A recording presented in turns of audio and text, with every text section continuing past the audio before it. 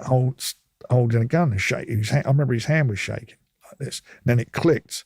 And I thought it was a joke to start with. Then I heard a bang and I knew then it was real. I remember all this thing plain as anything. I remember as he grabbed him, he went, "What the fuck are you doing?"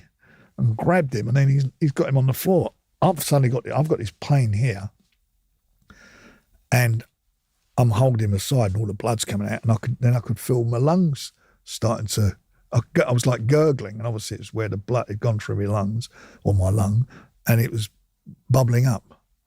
So, I felt myself getting, I went down on one knee, take a count of 10. I went down on one knee, and then my dad, my uncle, my brother they came running out of the venue, and they said, "Get the doctor," because at the show, the boxing board had tried a couple of doctors there. So the doctor come out and he said to me,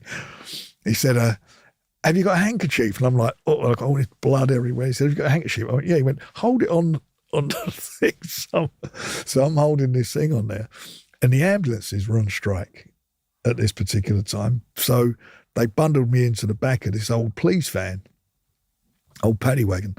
So next minute, that's doing a 3-point turn, and it's banging up the curb, and I'm like, I could feel every bump.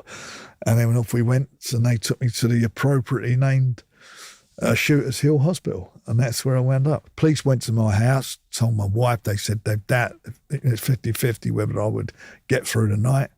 So obviously you can imagine the concern for her. She was pregnant at the time with our youngest, Henry.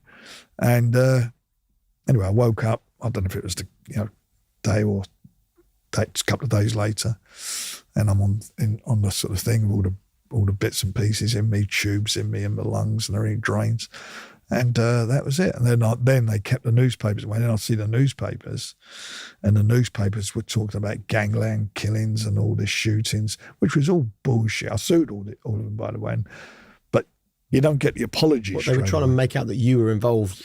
No, they said the gun was used in a gangland killing. So a police source said, it was just rubbish. Right. It was just all this nonsense going on in some of the newspapers. And I sued a few of the newspapers. For what?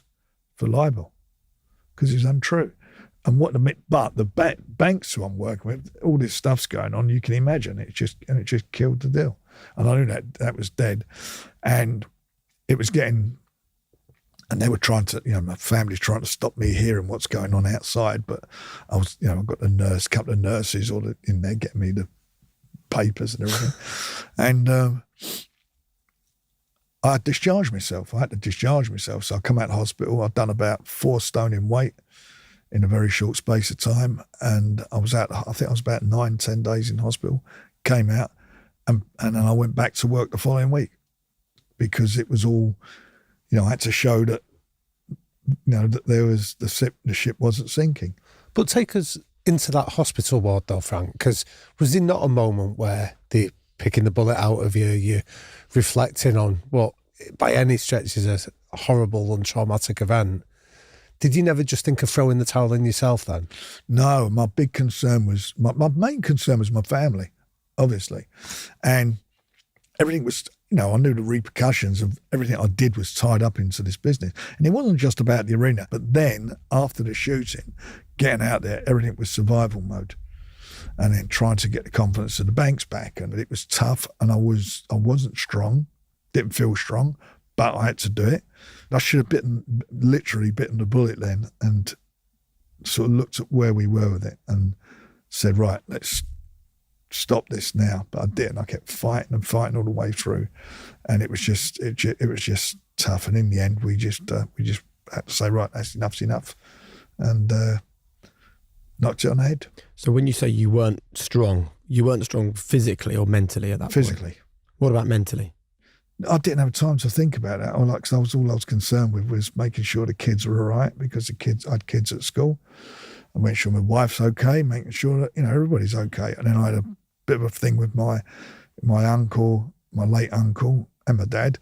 And that, especially my uncle came from a pretty tough background, and he wanted some retribution. That was Lenny. He wanted to go and sort it out.